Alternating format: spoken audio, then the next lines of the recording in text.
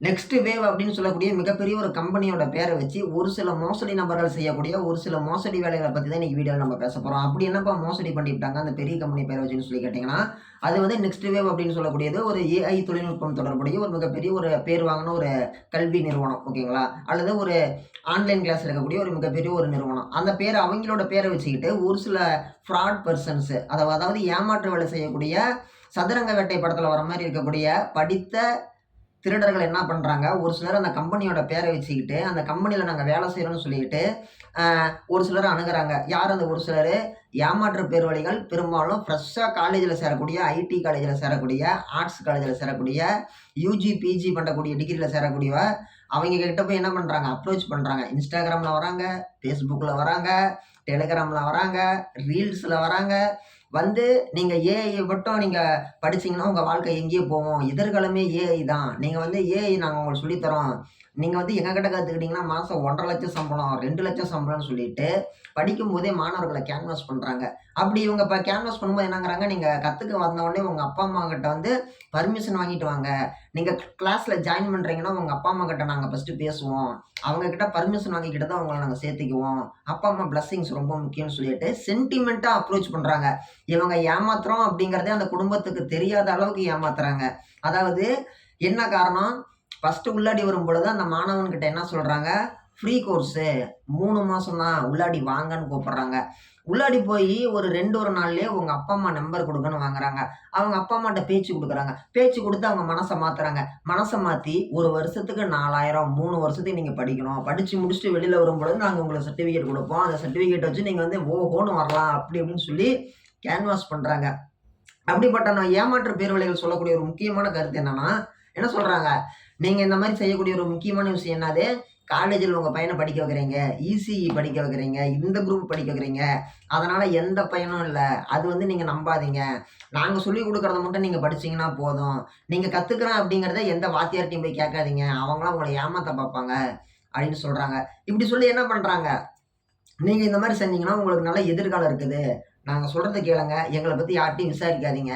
நீங்க வந்து பார்த்தீங்கன்னா, நாங்க சொல்லிக் குடுக்குறத படிங்க. நாங்க வந்து பார்த்தீங்கன்னா, ஆன்லைன் கிளாஸ்னா நீங்க நெனைக்கிற மாரி 40 பேருக்கு ஒரு ஆளு, 50 பேத்துக்கு ஒரு ஆள்லாம் கிடையாது. நீங்க ஒரு ஸ்டூடண்ட்னா உங்களுக்கு நான் மட்டும் தான். நீங்க எந்த டைம்ல வரணும்னு சொல்றீங்களோ, அந்த டைம்ல நான் வந்து உங்களுக்கு சொல்லிக் குடுப்பேன். Daily 1 hour class. நீங்க எந்த டைம் சொல்றீங்களோ அப்போ வருவோம். 24 ஹவர்ஸ் நீங்க எப்ப நீங்க உங்களுக்கு ஃப்ரீ டைம்னு சொல்றீங்களோ, அதுலருந்து 1 மணி நேரம் நாங்க வந்து உங்களுக்கு கிளாஸ் எடுப்போம். Online class. அப்படின்னு சொல்லி ஏமாத்த பார்க்குறாங்க. அதாவது இவங்க பொதுவா சொல்லக்கூடிய விஷயம் என்னது? இவங்களுடைய டார்கெட் யாரு? படிக்க தெரியாத பாமர மக்கள், நடுத்தர குடும்பத்த சேர்ந்த மக்கள், ஏழை மக்கள்.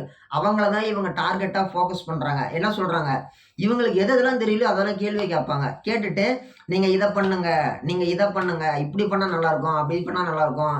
உங்களுக்கு உங்க பையன் வாழ்க்கையில அக்கறை இல்லையா? உங்க பையன் சம்பாரிக்கணும்னு உங்களுக்கு எண்ணம் இல்லையா? நீங்க எவ்வளோ சம்பாரிக்கிறீங்க? நீங்க இப்போ ஒரு 20,000 சம்பாதிக்கிறீங்கன்னா, உங்க பையன் மாசம் 1,50,000 வாங்குனா உங்களுக்கு தானே பெருமை.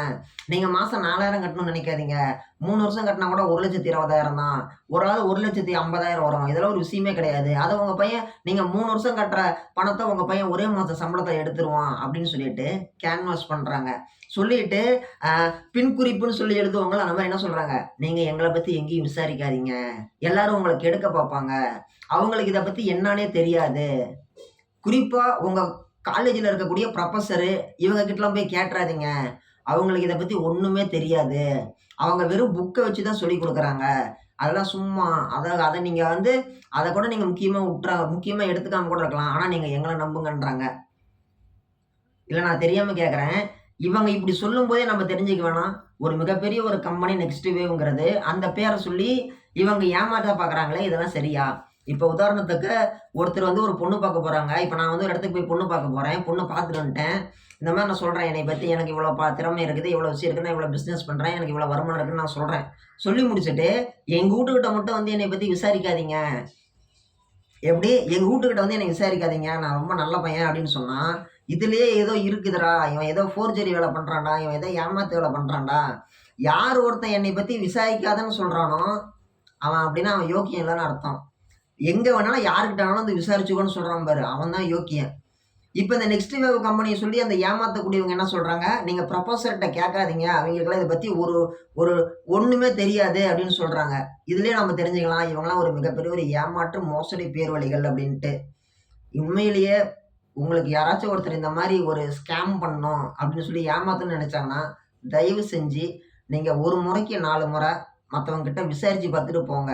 ஏன்னா, நல்ல அவங்களுக்கு தெரிஞ்சது எல்லாமே வந்து பார்த்தீங்கன்னா, ஏமாத்தணும், ஏமாத்தணும், ஏமாத்தணும். எந்தெந்த விதத்தில ஏமாத்த முடியுமோ அப்படிதான் ஏமாத்தணும்னு நெனைக்கிறாங்க. தயவு செஞ்சு யாரும் ஏமாறாதீங்க.